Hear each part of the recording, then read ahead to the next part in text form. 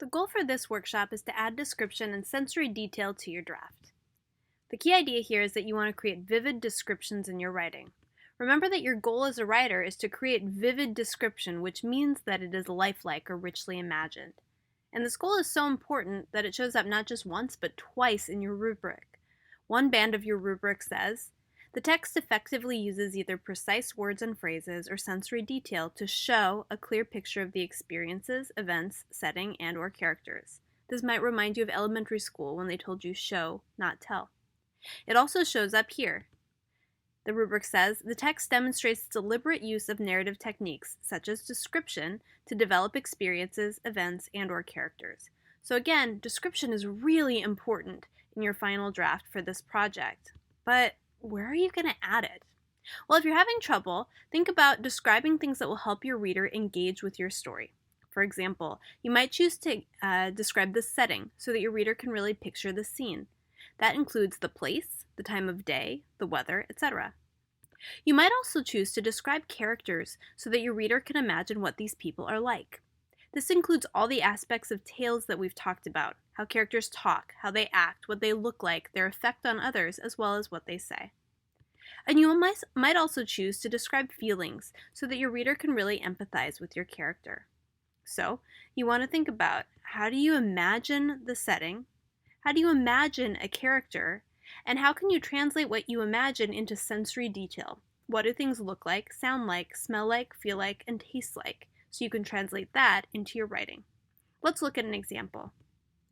Here's an example of description of setting from a student essay. I was inspired because it was something that I felt like I could imagine.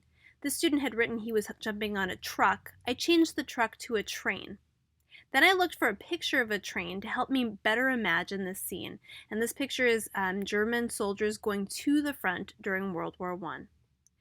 The student originally wrote, it was time for our little break. I was packing up. I see a picture in my suitcase of my lovely family. I hopped on the train. I felt really nervous and happy to see them. During the ride, I was hearing some of the people talking about how it was like in the front. I heard a man saying, I got shot before. It was the worst thing in my life, says the unknown soldier. And I started to fall asleep. I pictured this train based on this picture, and then I brainstormed as many sensory details as I could. For example, what it looked like, there's a small window, the train has board sides, there's lots of soldiers packed into a small space. I tried to imagine what it smelled like. It was probably kind of musty because their clothes weren't super clean, but also I know from All Quiet that they probably showered before going home, so maybe it didn't smell all that bad. If I imagine the sound of being on this train car, definitely there would be people talking, but the train seems like it would rattle as it went over the tracks with those wood boards when the tracks got bumpy. So I feel like that's something I would hear. And then in terms of what it would feel like to ride on this train, the train must sway, and I bet there'd be a breeze through that open window. So then I translated my sensory details into my writing. If you notice at my paragraph, you'll see that my look details show up in green in the paragraph. My hear details show up in red. My feel details show up in yellow. And you'll notice I don't have any gray because I wasn't really able to incorporate what I imagined for the smell, so I did put in a different smell detail that you'll hear in a second. This is what my revised paragraph sounds like, incorporating sensory detail into my setting. I slid open the wooden door of the train, stepped over the outstretched legs of the many soldiers already lining the floor of the car, and settled into a space in the corner. The waning light of the day still crept in through the high open window above my head, and already I could smell a hint of the grasses and trees that signaled the beginnings of life away from the front. The rattle of the train's sideboards as we accelerated homeward was a distant echo of the guns and somehow soothed me as the swaying car lulled me to sleep. Home. Home. And I think now I've gotten much more sensory detail into this description. Besides setting, you can use sensory detail to describe character. This is another passage from a student's essay. It says, as I get up, I apologize to the guy. I'm sorry, first day here and I'm already making a fool out of myself. I can see that he's also a new recruit. He looks just as lost as I am.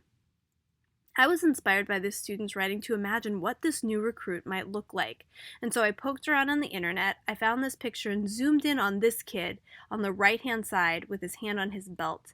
I was really inspired by his kind of scowly face and how young he looked, and I decided to describe what I thought his attitude might be in this story.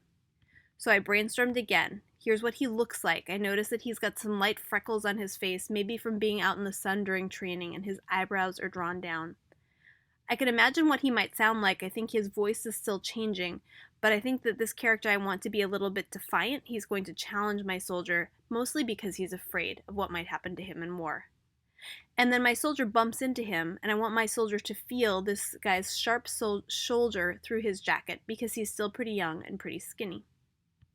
Again, you'll see my details are color-coded and they show up in my writing. Let's hear how the sensory detail helps add to our sense of this character.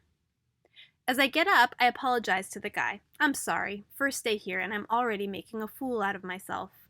I can see that he's also a new recruit. He looks just as lost as I am. His nose is dotted with light freckles from days of training in the sun. He doesn't yet have the leathery toughness of the more experienced soldiers. His eyebrows, drawn down in a combination of nerves and defiance, barely crease his young forehead. I rub my own shoulder.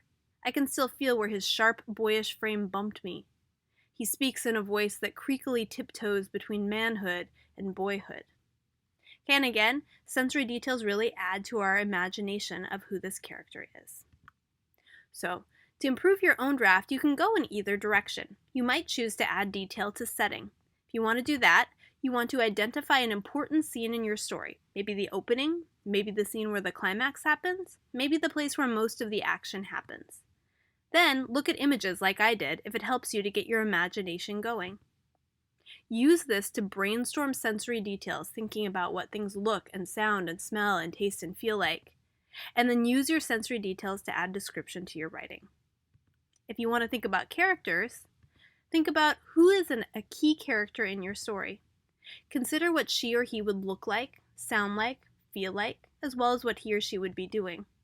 Use your sensory details to add description to your writing. In both of these cases, adding sensory detail to your writing will make it come alive, will make it become more interesting, and will really draw your reader into a sense of the place and the people who are populating your story. Good luck!